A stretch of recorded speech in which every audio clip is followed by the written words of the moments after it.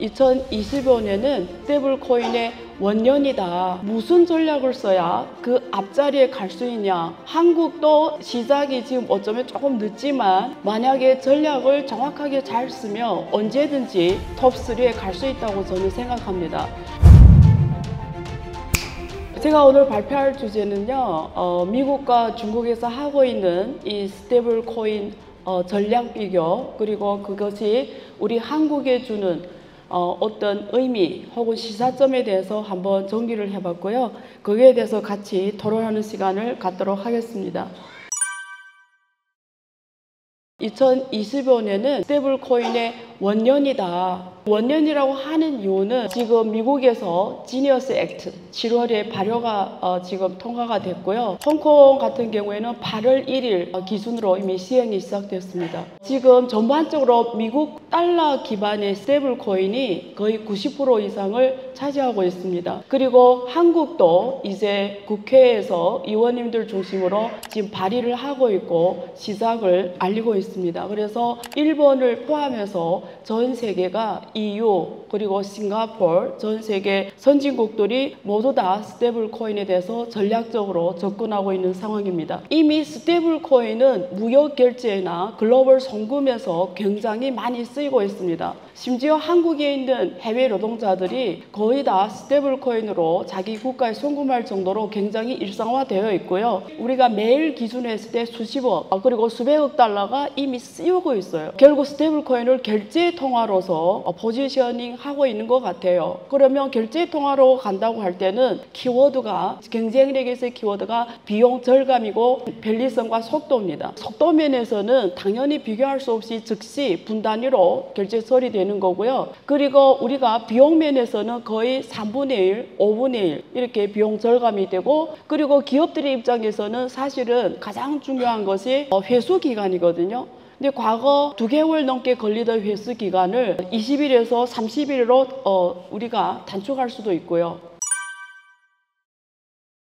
그래서 지금 디지털 달러냐 디지털 위안화냐가 우리가 앞으로 세상을 읽는 데서 첫 번째 키워드입니다. 미국은 민간 중심으로, 중국은 국가 중심으로, 그리고 홍콩은 민간까지 허용하는 이런 전략으로 지금 가고 있다, 이렇게 말씀드리고요. 미국은 기축통화 국가라는 가장 큰 장점이 있어요. 근데 단점은 뭐냐면 선거 때마다 이슈가 오락가락 할 수가 있습니다. 지금 바이든 때는 CBDC를 밀다가 지금은 CBDC는 스톱시키고 지금 스테이블 코인으로 가고 있는데, 이런 정책의 일관성, 이런 문제는 있는 것 같고요. 중국 같은 경우에는 장점은 뭐냐면 중국 공산당 일당 정부이기 때문에 정책이 일관성은 확실히 있고요. 그리고 하나의 큰 시장경제 국가로서의 시장이 높고 전 세계에서 무역 규모로는 1위입니다. 단점은 뭐냐면 자본 통제입니다. 그러니까 중국은 자본 항목을 개방하지 않기 때문에 위안화 국제화를 실행함에도 불구하고 현재 글로벌 결제에서 위안화 결제 비중이 약 2.8%밖에 안 됩니다. 개인적으로 봤을 때는 우리가 미래를 전망했을 때 상당 기간은 디지털 달러 중심으로 가는 것은 확정적입니다. 왜냐면 지금 USDT라든가 USDC가 이미 선두를 장악했기 때문에. 근데 그럼에도 불구하고 앞으로 상당 부분은 새로운 변수가 온다면 디지털 위안화 쪽에 있다고 생각됩니다. 그래서 한국의 우위는 뭐냐, 한국은 어떻게 자기 포지션을 갖고 가야 되냐. 저는 한국의 포지션이 앞에서 말씀드린 대로 바로 위안화 중심의 결제망과 달러 중심의 결제망을 어떻게 한국이 좀 더 전향적인 스테이블 코인 정책으로 그걸 타겟할 수 있냐, 이게 한국의 저는 전략적 위치라고 봅니다. 홍콩이라는 이 지역을 잘 활용해서, 예를 들면 한국의 결제 회사가 만들어졌다고 가정했을 때 이 한국의 이 스테이블 결제 회사가 만약에 홍콩 중심으로 위안화 결제 레일을 만들고, 그리고 미국 중심의 USD 중심의 스테이블 코인 결제 레일을 한국 결제 레일에 양쪽으로 다 타겟만 할 수 있다면 저는 굉장하게 기회가 있다고 봅니다.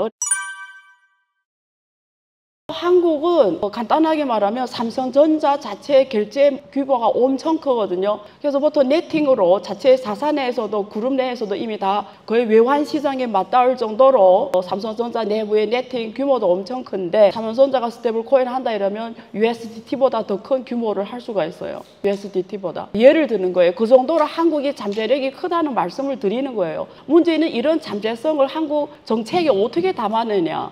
그게 지금 더 큰 이슈인 거죠. 가상자산이라는 본질적 의미는 글로벌이에요. 국경이 없다는 거예요. 근데 외국인을 못 쓰게 해요. 근데 한국은 외국인 시대가 이미 열린 지 오래가 됐는데, 한국에 들어와 일하는 노동자가 200만 명인데 지금 못하고 있어요. 중국 같은 경우는 후강통, 성강통이라는 제도가 있어요. 그래서 외국인이 전용으로 들어오게 하거든요. 그러면 거기만 모니터링 하면 돼요. 그래서 저는 외국인들이 전용으로 이 청산 결제, 우리가 스테이블 코인 중심으로 전용 창구로 혹은 전용 시범 제도로 후강통, 성강통 같은 이런 통을 만들어 놓으면 모니터링도 되고, 그리고 한국의 K-팝, K 콘텐츠를 다 스테이블 코인으로 결제하게만 하면, BTS가 2억 명 팬이 있습니다. BTS 콘텐츠를 이번에 컨디형 같은 또 세계적인 콘텐츠가 또 나왔어요. 이런 콘텐츠 결제를 만약에 스테이블 코인으로만 결제하게 하면 즉시 유저가 2억 명이 넘어 있습니다. 한국도 시작이 지금 어쩌면 조금 늦지만 만약에 전략을 정확하게 잘 쓰면 언제든지 톱3에 갈 수 있다고 저는 생각합니다.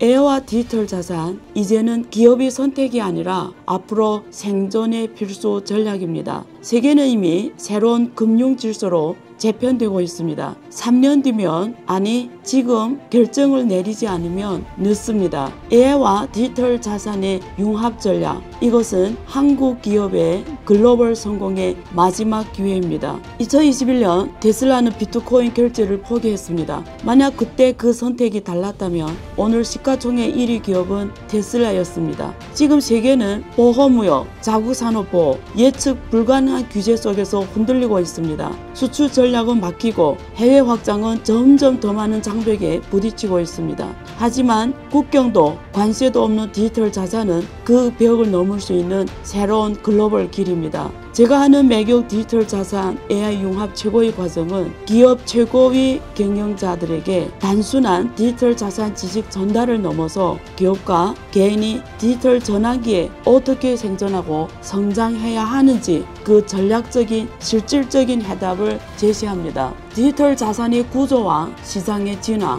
투자 전략, 회계와 세무, 글로벌 확장 로드맵까지 실무 중심의 교육과 실제 사례를 통해 지금 바로 기업과 함께 기업의 레일을 준비합니다. AI와 디지털 자산의 융합의 미래, 그 중심에 우리 기업이 있어야 합니다. 당신이 있어야 합니다. 디지털 자산과 AI 과정은 강의실에만 머물지 않습니다. 중국 하남과학기술대학교에서의 연수, 세계 1등 핵심 기업의 탐방, 메타버스 현장 체험까지 최신의 시대의 흐름을 직접 보고 듣고 느끼며 글로벌 인적 네트워크, 기술적 네트워크를 구축하도록 합니다. 또한 수료생만을 위한 디지털 자산 전략 리더 포럼을 통해 끊임없이 이어지는 글로벌 인적 교류와 협력, 그리고 그 속에서 새로운 아이디어와 기회를 함께 찾아가고 열어줍니다. 수료 이후에도 이어지는 특강과 글로벌 네트워크 교류, 실무형 인사이트와 실제 전략을 통해 당신의 기업과 당신의 자산을 지켜낼